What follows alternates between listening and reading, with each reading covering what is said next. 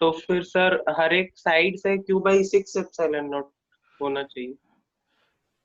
ठीक है, ये जो क्यूब की लोकेशन थी कॉर्नर के केस में हमें पता है कि अगर कॉर्नर पे है लोकेटेड तो कॉर्नर पे था तो हर फेस का कंट्रीब्यूशन था, जो डायगनली अपोजिट कॉर्नर के साथ अटैच थे उनका कंट्रीब्यूशन था Q/24। अब अगर हम इसको स्लाइटली इनसाइड कर देते हैं सो दैट कि टोटल चार्ज इस क्यूब के इनसाइड में आ जाता है, तो टोटल चार्ज इस क्यूब के इनसाइड आ गया, यहाँ से डेल्टा, डेल्टा हमने यहाँ पे शिफ्ट कर दिया, ये है यहाँ पे क्यू। तो यहाँ से देखोगे फील्ड लाइंस, तो ये देखो लाइंस ऐसे जा रही होंगी, इधर से ऐसे जा रही होंगी, यहाँ से ऐसे जा रही होंगी और यहाँ से ऐसे जा रही होंगी। अब इन फेसेस पे फ्लक्स कुछ चेंज नहीं होगा, और इन फेसेस पे अगर चेंज हुआ भी है तो रहेगा क्या, सेम, क्योंकि इसके डायगनली सिमेट्रिकली हमने शिफ्ट किया है। तो जैसा फील्ड यहाँ मिलेगा वैसे फील्ड इधर मिलेगा, वैसे जो थर्ड फेस होगा उस कॉर्नर के एडजेसेंट उन तीनों के थ्रू भी मिलेगा। और यहाँ पे इलेक्ट्रिक फील्ड फ्लक्स चेंज होगा लेकिन बहुत ही स्मॉल चेंज होगा, क्योंकि अगर नियर बाई में ये ग्राफ देखोगे, नियर बाई में थोड़ा बहुत भी शिफ्टिंग करते हैं, आर में चेंज होता है तो फील्ड में कुछ ज्यादा चेंज नहीं होगा। लेकिन अगर क्लोजिंग में देखेंगे चार्ज के क्लोज, तो क्लोज में जो है बहुत ज्यादा सडन चेंज हो जाएगा स्मॉल शिफ्टिंग की वजह से। तो हम फिर वही कॉन्सेप्ट अप्लाई करते हैं कि फाई टोटल हम इजिली फाइंड कर सकते हैं। Phi total is equal to Q/ε0, phi total Q/ε0 ये हो जाएगा। इसके थ्रू अगर हमने मान लिया कि फाई है तो वो फाई तो Q/24 है, क्योंकि फील्ड ज़्यादा चेंज हुआ नहीं, इसके थ्रू कुछ चेंज हुआ होगा, 3 phi is equal to Q/ε0, ऐसे इक्वेशन लिख लेना है। तो ये हो जाएगा Q/8 और इधर से Q/ε0 माइनस Q/8, 7Q/8। तो यहाँ से जो फाई की वैल्यू आ जाएगी वो हो जाएगी 7Q/24 एप्सिलॉन नॉट।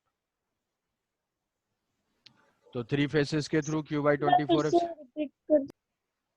हाँ देखो, इसमें ये बात समझ में आ रही है कि टोटल फ्लक्स तो हो जाएगा Q/ε0, टोटल फ्लक्स हो जाएगा Q/ε0, क्योंकि चार्ज अभी जी सर, हाँ सर। स्लाइटली इनवर्ट शिफ्ट कर दिया। स्लाइटली इनवर्ट शिफ्ट गॉसियन करेंगे तो सरफेस के टोटल अंदर है। टोटल चार्ज गॉसियन सरफेस के अंदर आ जाएगा, टोटल हो जाएगा।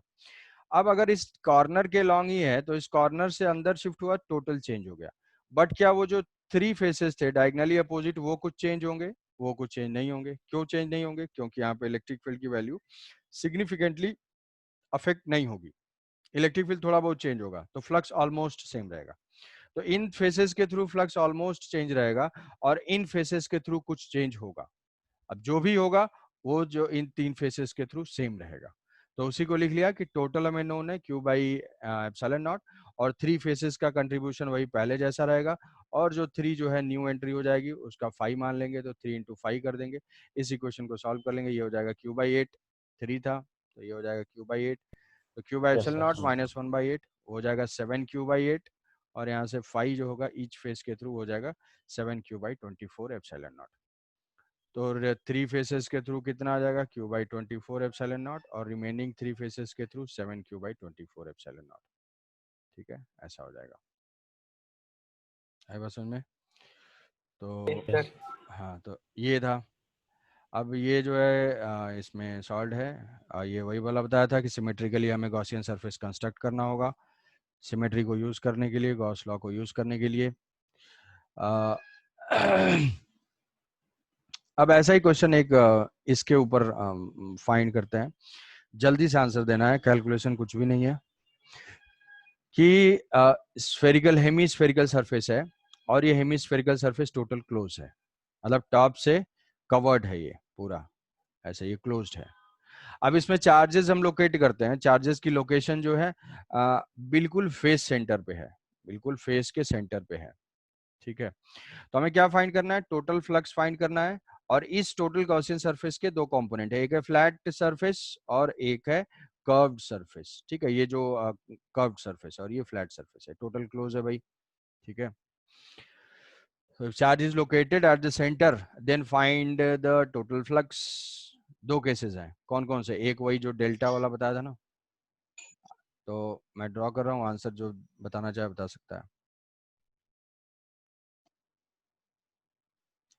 कि ये चार्जेस थे ऐसे, ये क्लोज था। अभी पहला केस है कि सर क्या? Q/2 epsilon naught. हाँ sir, Q/2। Yes sir. Q/2 epsilon. हाँ, सर क्यों बाय फ्लैट फेस 0 हो जाएगा।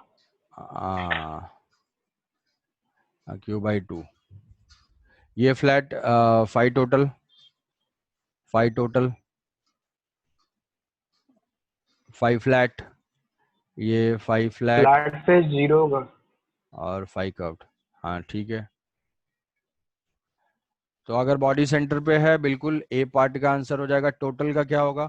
अगर चार्ज फेस सर के क्यू बाई सेंटर टू पे एप्सिलॉन लोकेटेड है तो एक स्फीयर को, इसके ऊपर हम एक और स्फीयर ऐसे मान लेंगे सिमेट्रिकल सोचने के लिए, कि अगर एक स्फेरिकल ऊपर से कवर कर देंगे तो ये टोटल चार्ज इनक्लोज हो जाएगा। तो दोनों हेमिस्फीयर में, ऊपर वाले हेमिस्फीयर में और नीचे वाले हेमिस्फीयर से ये चार्ज शेयर्ड है, तो एक हेमिस्फीयर को कितना मिल जाएगा? Q/2 charge enclose Q/2 epsilon naught. Flat face के थ्रू, फ्लैट फेस के थ्रू यहाँ 0 से सर। देखें, हाँ जीरो हो जीरो जाए जीरो क्योंकि सिमेट्रिकली है, ये सरफेस को जीरो टेंजेंशियली जाएगा तो ये 0 जीरो हो होगा। जाएगा। कर्व्ड सरफेस के थ्रू तो यही तो होता सर है Q by two Q epsilon by Q/2। Two epsilon. Total पता है और वो फ्लैट प्लस कर्व्ड का समेशन है, तो यहाँ पे ये हो जाएगा Q/2 एप्सिलॉन नॉट, ये हो जाएगा। अब अगर स्लाइटली अपवर्ड शिफ्ट कर दें उसको वैसे ही डेल्टा से बाहर की तरफ, स्लाइटली अपवर्ड चार्ज को ऐसे डेल्टा से शिफ्ट कर देते हैं, तो ये आंसर क्या होगा बी पार्ट का? जल्दी बताओ सर भाई। जीरो, टोटल जीरो होगा 0 सर। होगा। टोटल तो जीरो हो जाएगा सर क्योंकि चार्ज फ्लैट का, फ्लैट का minus Q by sir two sir epsilon naught. Flat का minus Q by two epsilon naught और कर्व का क्यू बाई टू एप्सिलॉन। हाँ, अब यहाँ से देखोगे फील्ड लाइंस तो फिर से वही जो नजदीक वाला सरफेस है, फ्लैट वाले सरफेस पे कुछ चेंज होगा, बट ये कर्व्ड वाले पे कुछ सिग्निफिकेंट चेंज नहीं होगा, ये डिस्टेंट सरफेस है, तो Q/2 इसका तो कांस्टेंट रहेगा कंट्रीब्यूशन Q/2 एप्सिलॉन नॉट। तो हम क्या लिख लेंगे कि ऐसे जो भी होगा फ्लैट का होगा प्लस कर्व्ड का होगा, ये दोनों मिलके क्या हो रहे होंगे? जीरो हो रहे होंगे। फ्लैट का हमें पता नहीं है क्योंकि वहां पे फील्ड तुरंत चेंज हो गई है, बट ये कर्व पे फील्ड ज्यादा चेंज हुआ नहीं है, तो ये क्या हो जाएगा? माइनस ये कर्व फेस और माइनस हो जाएगा minus Q/2 epsilon not. Minus का मतलब इसका फ्लक्स क्या है? नेगेटिव आया, और नेगेटिव आना भी चाहिए। क्यों? क्योंकि फील्ड लाइंस जो है यहाँ पे एंटर कर रही है, एरिया वेक्टर ऐसे परपेंडिकुलर है, तो एंगल जो है वो ऑब्ट्यूस एंगल है, तो कंट्रीब्यूशन नेगेटिव आना चाहिए, या फील्ड लाइंस एंटर कर रही है तो नेगेटिव होना चाहिए, और कैलकुलेशन से भी नेगेटिव आ रहा है, तो ये हो जाएगा हमारा फ्लक्स में ये सारे वेरिएशंस। तो स्लाइटली इनवर्ड भी है, स्लाइटली इनवर्ड जो है उसको सॉल्व करना है। अब जो इम्पोर्टेंट चीज है गॉस लॉ का, वो डेरिवेशन के पॉइंट ऑफ व्यू से है कि application of Gauss law, application of Gauss law to find the electric field, major जो यूज है, और ये पता है कि it is applicable in symmetrical situation. Symmetrical situation में ही हम इसको अप्लाई करके फील्ड फाइंड कर सकते हैं। वैलिड क्या है? वैलिड तो हर सिचुएशन में है, सिमेट्रिकल हो अनसिमेट्रिकल हो, गॉस लॉ हम लिख तो हमेशा ही सकते हैं, बट उसको यूज करके कुछ फाइंड नहीं कर सकते। तो पहला है कि electric field due to point charge, electric field due to point charge. तो बेसिक स्टेप पहले क्या करना है, पहला स्टेप कोई भी डेरिवेशन है, सारे डेरिवेशन में ये स्टेप कॉमन है कि हम इलेक्ट्रिक फील्ड फाइंड करेंगे बहुत सारे डेरिवेशन में, सब में स्टेप क्या है कि पहले डायग्राम ड्रॉ करना है, और वो डायग्राम किसका? गॉसियन सरफेस का, गॉसियन सरफेस का। फिर इस गॉसियन सरफेस पे इलेक्ट्रिक फील्ड की डायरेक्शन दिखाना है, किससे लिखना है? Using symmetry, using symmetry electric field is readily outward, ऐसा। और उसके बाद फिर हमें स्टेटमेंट लिखना ही है, गॉस लॉ का स्टेटमेंट मतलब फॉर्मूला, फॉर्मूला ये लिख देना है E.ds is equal to Q in, ये जो है इज्जत से लिख देना है, चाहे क्वेश्चन में पूछा हो या नहीं हो कुछ भी। और ये है गॉसियन सरफेसेस, ऐसे लिखने के बाद फिर कैलकुलेशन हमें करना है। तो बेसिक जो है कि एक अच्छा सा क्लियर डायग्राम और फिर वहां पे इलेक्ट्रिक फील्ड डिनोट करके दिखा दोगे। तो पहला electric field due to point charge, ये जानते हो, ये जानते हो कि KQ/R² होता है, फिर भी ऐसे क्वेश्चन आएगा तो डेराइव करना पड़ेगा, या फिर इसी क्वेश्चन का दूसरा फॉर्मेट है derive Coulomb's law using Gauss law. ठीक है, derive Coulomb's law using Gauss law, वहां पे भी हम सेम चीज करेंगे दोनों क्वेश्चन के सेम आंसर। कैसे कि कूलम्स लॉ था Q1Q2/R², K Q1Q2/R², वही हमें प्रूव करना है। तो हम फील्ड तो फाइंड करेंगे गॉस लॉ से, और फिर force is equal to charge into field कर देंगे, कूलम्स लॉ आ जाएगा तो पहला पॉइंट ले लिया, ये पॉइंट चार्ज है, फिर एक गॉसियन सरफेस है, गॉसियन सरफेस स्फेरिकल लिया, स्फेरिकल गॉसियन सरफेस S से डिनोट कर दोगे। अब यहाँ पे जो है समझने के लिए इसको लिखने की कोई जरूरत नहीं है कि all the points are symmetrical with respect to the centre, कि जैसे बताया था कि ये पॉइंट अगर 1 2 3 हम कंसीडर करते हैं, तो ये 1 2 3 में 1 पे फील्ड अगर 2 की तरफ टिल्ट करेंगे तो 2 को प्रॉब्लम, 3 की तरफ टिल्ट करेंगे तो 3 को प्रॉब्लम, कि 2 और 3 अगर सेम है तो किसी भी एक डायरेक्शन में टिल्टिंग नहीं होनी चाहिए। तो हमारे पास रेडियली आउटवर्ड डायरेक्शन में ऑप्शन बचा। तो लिख दोगे कि electric field at the Gaussian surface is readily outward due to symmetry. ये एक स्टेटमेंट लिख के ऐसे डिनोट कर दोगे, ये हो जाएगी इलेक्ट्रिक फील्ड की डायरेक्शन। ये हमने ज्यूम किया। एरिया वेक्टर की डायरेक्शन, एरिया वेक्टर की जो डायरेक्शन है किसी भी पॉइंट पे वो आउटवर्ड नॉर्मल के अलॉन्ग ही होती है। तो अब फिर उसके बाद हम गॉस लॉ लिख लेंगे, अप्लाइंग गॉस लॉ। ये डायग्राम ड्रॉ कर दिया, एरिया वेक्टर दिखा दिया, ये हो जाएगा applying Gauss law. Gauss law का स्टेटमेंट लिख देना है कि ई डॉट डी एस जो भी है स्टेटमेंट की क्लोज्ड इंटीग्रेशन, ये जो है क्लोज डिनोट करा, E dot D S is equal to Q enclosed by epsilon naught over a Gaussian surface S.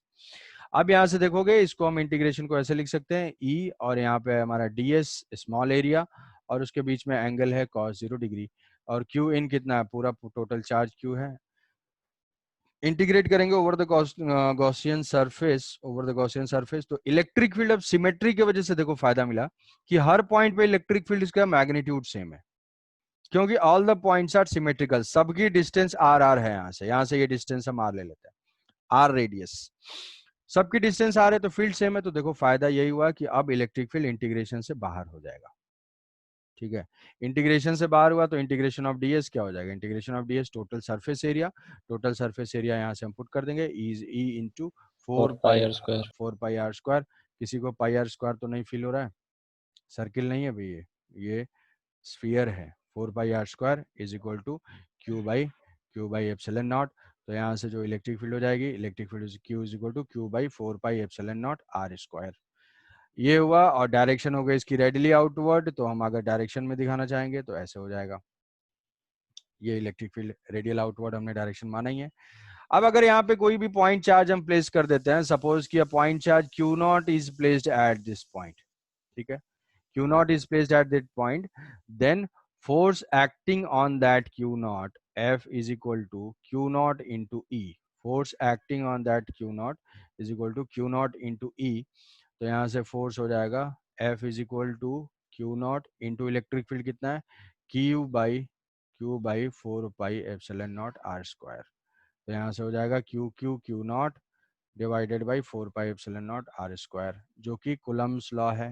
Coulomb's law यही स्टेट करता है कि force of interaction between any two point charge is equal to Q1 Q2 by R square. तो ये Coulomb's law हमने derive कर लिया using Gauss law. F is equal to Q naught, तो यही फोर्स लिख देना है ऐसे कि आर डिस्टेंस पे फील्ड है। एक एक्स्ट्रा स्टेप बस यहाँ से ये कर देना है अगर इसमें कूलम्स लॉ फाइंड करना है, बाकी सब कुछ सेम रहेगा। बाकी सब तुम्हारे प्रेजेंटेशन वाली बात है। प्रेजेंटेशन में जो है ऐसे तो इधर जो है डायग्राम वाइग्राम ड्रा कर देना है और इधर जो है लिखना है, लास्ट में जो है रिजल्ट मार्क कर देना है।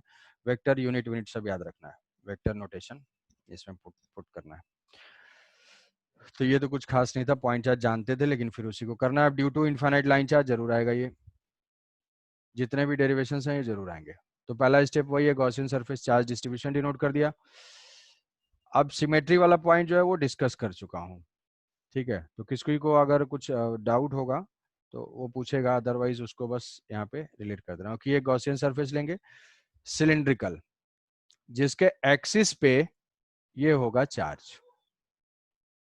इसके एक्सिस पे ये होगा चार्ज, और लीनियर चार्ज डेंसिटी है लैम्डा, और ये जो सिलेंडर है वो क्या है, क्लोज्ड है, ये क्लोज्ड है। तो इसके इस गॉसियन सरफेस के कितने कंपोनेंट हो जाएंगे, 3 कंपोनेंट है। 2 फ्लैट फेस है तो इसका एरिया वेक्टर इधर हो जाएगा, इसका एरिया वेक्टर है, ये सिलिंड्रिकल कर्व सरफेस है, और इसका एरिया वेक्टर है ऐसे एन का, ठीक है। अब उसके बाद all the points are symmetrical, कि ये पॉइंट है और ये पॉइंट है, इसके ऊपर भी इनफाइनाइट तक चार्ज है, नीचे भी इनफाइनाइट तक चार्ज है, इधर भी क्या इनफाइनाइट तक चार्ज है। तो हर पॉइंट से नजारा सेम है। तो अगर सेम है तो हमारे पास इलेक्ट्रिक फील्ड की डायरेक्शन की जो पॉसिबिलिटी है वो सिर्फ रेडियली आउटवर्ड की बनी, किसी भी एक डायरेक्शन में हम टिल्ट नहीं कर सकते। तो ये हो जाएगी इलेक्ट्रिक फील्ड रेडियली आउटवर्ड। अब फिर हमें लिख लेना है, बस वही स्टेटमेंट लिख लेंगे, assume a cylindrical Gaussian surface S, और वहाँ पे फिर स्टेटमेंट गॉस लॉ का E dot D S is equal to Q in by epsilon naught. अब इसको 3 पार्ट में हम ब्रेक कर देंगे। तो यहाँ से ये देखोगे कि अगर इलेक्ट्रिक फील्ड की डायरेक्शन यहाँ पे रेडियली आउटवर्ड है तो यहाँ वेक्टर क्या है, दोनों म्यूचुअली परपेंडिकुलर है, electric field and area vector. ये चीज डायग्राम में ही तुम्हें दिखा देना है, ये जो इलेक्ट्रिक फील्ड और एरिया वेक्टर ये तीनों परपेंडिकुलर हैं। परपेंडिकुलर है तो हम इसको इंटीग्रेशन को ब्रेक कर सकते हैं, वो हो जाएगा कितना, यहाँ से देखो कि ये जो है इंटीग्रेशन, ये नहीं ऐसे, integration of E dot D S over flat face और plus integration of E dot D S over curved face is equal to Q enclosed. कितना चार्ज इनक्लोज है, अभी सिलेंडर की लेंथ अगर हम एज्यूम कर लेते हैं कि सिलेंडर की लेंथ अगर एल है तो चार्ज कितना इनक्लोज हो जाएगा, lambda L, lambda lambda into L. Radius cylinder की रेडियस जो है वो हम स्मॉल आर एज्यूम कर लेते हैं, तो ये हो जाएगा lambda into L charge enclose divided by epsilon naught. अब फ्लैट फेस पे जो है ये जीरो है बिकॉज इलेक्ट्रिक फील्ड वेक्टर जो है that is perpendicular to area vector, perpendicular. इसलिए जीरो है, डॉट प्रोडक्ट जीरो आ जाएगा। और यहाँ कर्व सरफेस के हर पॉइंट पे इलेक्ट्रिक फील्ड की वैल्यू सेम है, तो नेक्स्ट स्टेटमेंट हम ऐसे लिख देंगे कि ये तो जीरो हो गया और ये जो है E into D S into cos 0 degree is equal to lambda L by epsilon naught, हमारा ये इंटीग्रेशन है। और यहाँ से ये 1 हो जाएगा, ई की वैल्यू सेम है, electric field is same at the Gaussian surface due to symmetry of the Gaussian surface। ऐसे एक लाइन चिपकाना है सब में common, lambda L divided by epsilon naught. ये क्या हो जाएगा, ये टोटल कर्व्ड एरिया वो हो जाएगा 2 पाई आर एल, तो इसको पुट कर देंगे 2 पाई आर एल, तो E into 2 pi R L is equal to lambda L by epsilon naught, ये L और L कैंसिल आउट हो जाएगा। इलेक्ट्रिक फील्ड जो है, electric field is equal to lambda divided by 2 pi epsilon naught R, lambda divided by 2 pi epsilon naught R, तो इसी को ऐसे लिख सकते हैं। अब इसको डायरेक्शन क्या है, डायरेक्शन जो है वो रेडियली आउटवर्ड है, डायरेक्शन रेडियली आउटवर्ड है, ये हो गई electric field. Electric field is equal to इतना ही छोड़ देना है, फाइनल जो आंसर होगा ना उसको इतना ही रहने देना है वेक्टर की डायरेक्शन वाइज, वेक्टर के डायरेक्शन की वजह से। अब वो के जो है ना, के वे जो डेरिवेशन है, के को थोड़ा सा अवॉइड करना है, ठीक है, कि मतलब इसको 2 के लैम्डा बाई आर हम लिख सकते हैं कैसे, 2 से मल्टीप्लाई डिवाइड कर देंगे, तो जो पहले था हमारा इनफाइनाइट लाइन चार्ज की वजह से वही हो जाएगा। तो इसमें यस सर। इसमें किसी कोई डाउट है तो बताओ, जब तक ये चक्र नो बन सर। रहा है। No sir. हाँ ठीक है, तो हाँ, तो इलेक्ट्रिक फील्ड हो गया ये 2 K lambda by R, lambda lambda से मल्टीप्लाई कर देंगे, ये हो जाएगा 2 के लैम्डा बाई आर, ये ग्राफ हो जाएगा इलेक्ट्रिक फील्ड वर्सेस आर का, ई वर्सेस आर का, ठीक है। नेक्स्ट है due to infinite charged plate, charged plane. अब चार्ज प्लेन है, ये ध्यान रखना है, चार्ज प्लेन और चार्ज सरफेस, ये जो है चार्ज सरफेस है और वो जो है नॉन कंडक्टिंग है। सरफेस कंडक्टिंग और नॉन कंडक्टिंग में डिफरेंस है, जैसे मान लो नॉन कंडक्टिंग का मतलब ये है कि जैसे व्हाइट बोर्ड का प्लेन है तो व्हाइट बोर्ड के सरफेस पे हमने चार्ज दे दिया तो वो नॉन कंडक्टिंग सरफेस है। कोई भी प्लास्टिक है, प्लास्टिक का सरफेस है, वहां पे हमने चार्ज दे दिया तो नॉन कंडक्टिंग है, वहां पे फील्ड का फॉर्मूला हम ये वाला अप्लाई करेंगे। कंडक्टिंग होगा, कंडक्टिंग मतलब जैसे मेटेलिक प्लेट होगा तो मेटेलिक प्लेट का आंसर चेंज हो जाएगा। तो हमेशा की पॉइंट कंफ्यूजन जो होता है बहुत सारे लोगों को वो यही होता है कि कब प्लेन कब प्लेट, तो ध्यान देना है इसमें कि चार्ज सरफेस है, चार्ज प्लेन है या चार्ज प्लेट है। तो प्लेट है मतलब नॉन कंडक्टिंग, नॉन कंडक्टिंग में ये सिग्मा है सरफेस चार्ज डेंसिटी, यहाँ पे सिग्मा सरफेस चार्ज डेंसिटी है, तो उसको हमें गॉसियन सरफेस लेते हैं, तो ये हमारा गॉसियन सरफेस हो जाएगा। ऐसे साइड से देखते हैं, ये इनफाइनाइट तक एक्सटेंडेड है। अच्छा, ये अपने डेरिवेशन वाली कॉपी में ये सारे डेरिवेशन एक बार खुद से प्रैक्टिस करके खत्म कर लेना है कि जो भी आएगा वो यही आएगा।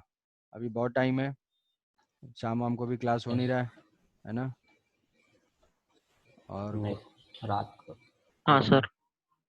कोरोना जो है वो कोरोना की वजह से आराम कर रहे हो तो इसलिए लिखते रहो, कॉपी एक सेपरेट मेंटेन किए रहो, बाद में कोई टेंशन नहीं होगी। तो ये जो है इनफाइनाइट तक है, इधर इनफाइनाइट तक है, तो साइड से हम देखेंगे कैसे दिखेगा, लाइन, साइड से हमें लाइन टाइप का दिखेगा। तो ये लाइन है, सिग्मा है सरफेस चार्ज डेंसिटी। तो ये क्लोज्ड सिलेंडर लेंगे जो कि आर लेंथ का ही है, आर लेंथ ही है, सिमेट्रिकल है, क्योंकि यहाँ से आर डिस्टेंस पे ये भी फ्लैट सरफेस लोकेटेड है और ये भी फ्लैट सरफेस। मानते हैं कि ई जो है आर के ऊपर डिपेंडेंट होगा, तो सेम डिस्टेंस में लेंगे, कोई भी पॉइंट है वो सिमेट्रिकल है, तो यहाँ से जो फील्ड होगी वो रेडिली आउटवर्ड होगी, तो यहाँ पे इलेक्ट्रिक फील्ड की डायरेक्शन हो जाएगी ऐसे। ये चीज इसी में डायग्राम में ही डिनोट कर दोगे, सोच सोच के थोड़ा सा डेराइव करोगे, तो एक बार डेराइव करके छोड़ दोगे, कॉपी में पड़ा रहेगा, उसको बस देखते रहोगे। तो ये एन कैप है, यहाँ पे कर्व्ड सरफेस पे इलेक्ट्रिक फील्ड की डायरेक्शन तो यही होगी, ये है एरिया वेक्टर की डायरेक्शन।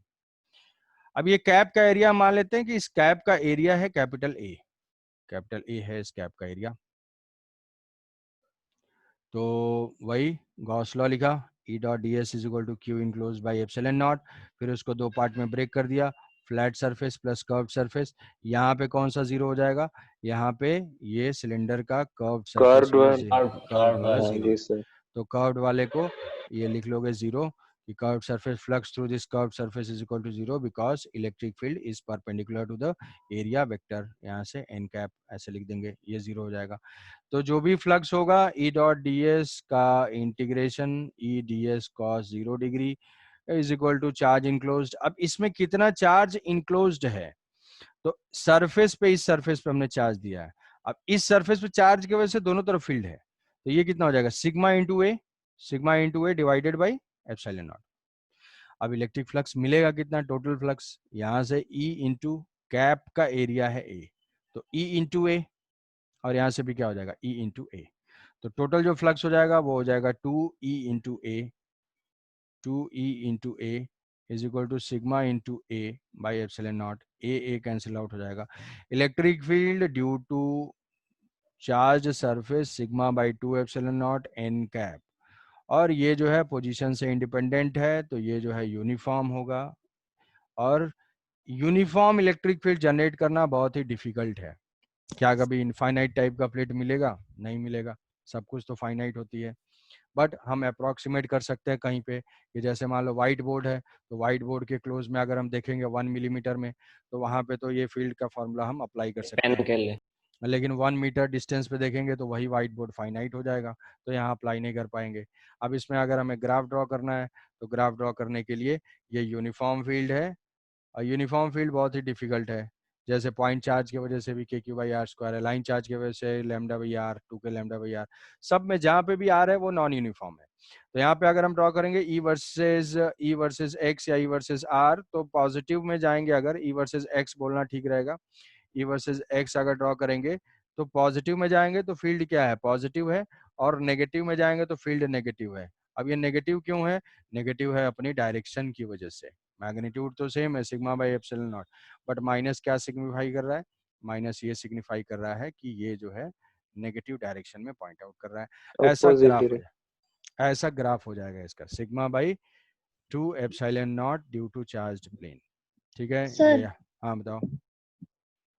सर इधर इलेक्ट्रिक फील्ड का दोनों सरफेस में से ऑपोजिट किस है? पॉजिटिव चार्ज है, कहीं पे अगर पॉजिटिव चार्ज रखेंगे तो पॉजिटिव चार्ज से हमेशा फील्ड आउटवर्ड होगा, तो इस सरफेस का एक कोई एलिमेंट ऐसे सोचो, तो ये किधर दे रहा होगा फील्ड, ये इस साइड इधर देगा, इस साइड इधर देगा, हमेशा वो अपोजिट देगा ना। Yes sir. फील्ड अगर हमें Yes, sir, फाइंड yes, करना है तो force per unit charge find करते हैं, यहाँ चार्ज प्लेस कर दिया उसको इधर रिपेल करा, यहाँ चार्ज प्लेस करेंगे इधर रिपेल करा, तो उधर ही उधर फील्ड होगा, ठीक है। तो इसका ये हो गया ग्राफ, ये हो गया ग्राफ। अब electric field due to charged plate,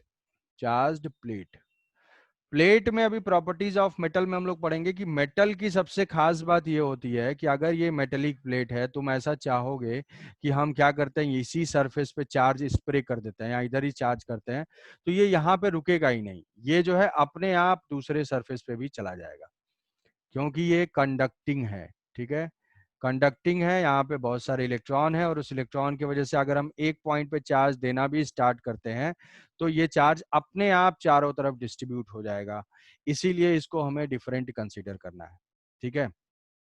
तो इसीलिए बोला था कंडक्टिंग प्लेट, कंडक्टिंग और नॉन कंडक्टिंग में बहुत कंफ्यूज होते हो, कहीं अभी इसका जो है डबल आएगा, देखो कि ये कंडक्टिंग है, हमने इसमें चार्ज दिया, चार्ज देने की वजह से जो है इसकी सरफेस चार्ज डेंसिटी सिग्मा हो गई, दोनों साइड अब दो सरफेस हमेशा फॉर्म होंगे, चाहे कितना भी थिन प्लेट लेंगे। कोई सोचेगा सर बहुत थिन ले लेंगे, कितना भी थिन लेंगे, ऐसे एक एक मॉलिक्यूल में तो सेपरेट नहीं कर सकते उसको, कितना भी थिन लेंगे हमेशा दो सरफेस चार्ज के फॉर्म होंगे ही होंगे। तो वैसा ही जो है हम सिलेंडर ले लेते हैं, वैसा ही सिलेंडर ले लेते हैं। यही डेरिवेशंस थोड़ा सा इसको देखोगे, इसको जल्दी से बता देता हूँ, नहीं होगा तो नेक्स्ट क्लास में कल यहीं से स्टार्ट करेंगे। यही ऐसे ले लिया आर, ये हो जाएगा ए, यहाँ हो जाएगा unit vector, electric field, curve के थ्रू जीरो, वो सारा कुछ लिखा हुआ है, कर्व के थ्रू जीरो, यहाँ से मिलेगा फ्लैट के थ्रू कितना मिलेगा, ई इंटू ए इसके थ्रू और ई इंटू ए इसके थ्रू, 2 इंटू ए हुआ। चार्ज इनक्लोज कितना हुआ, बस ये चेंज हो रहा है।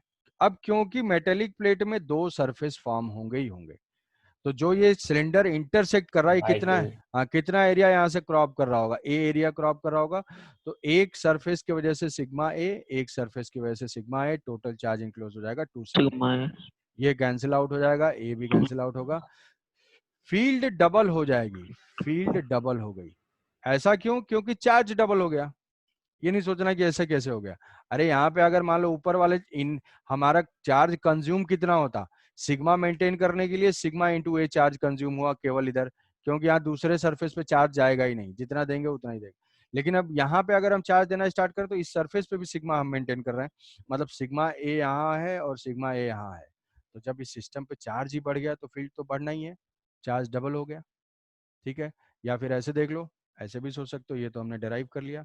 ऐसे भी सोच सकते हो कि दिस इनफाइनाइट प्लेट जो है वो कॉम्बिनेशन ऑफ 2 चार्ज सरफेस है, 2 चार्ज सरफेसेस हैं, plus plus plus sigma sigma के 2 सरफेस हैं, हर सरफेस कितना देता है, एक सरफेस सिग्मा बाई 2 देता है, तो इसने भी सिग्मा बाई 2 दिया और इसने भी सिग्मा बाई 2 दिया, दोनों जो है ऐड होके सिग्मा बाई एप्सिलॉन नॉट हो जाएंगे।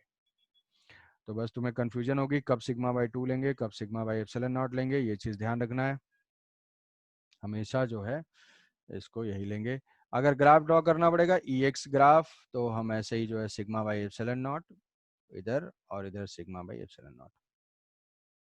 ठीक है, तो ऐसे ग्राफ ड्रॉ कर लेंगे। ये चीज़ों को आज टाइम निकाल के हाफ एन आवर 40 मिनट्स में खुद से जैसे बोर्ड में आंसर लिखोगे वैसे ही लिख देना है, लिख के रख लेना है, फिर दोबारा सीधे बोर्ड से 1 महीने पहले देखना है या जब एग्जाम होगा तब। अब लास्ट इस सीरीज का जो लास्ट पार्ट बचता है कंडक्टिंग शेल। ठीक है, तो कंडक्टिंग शेल वाला जो है वो हम लोग relation between electric field and potential पढ़ने के बाद करेंगे। ठीक है, अभी तो वो नहीं बताया ना, relation between field and potential. No sir.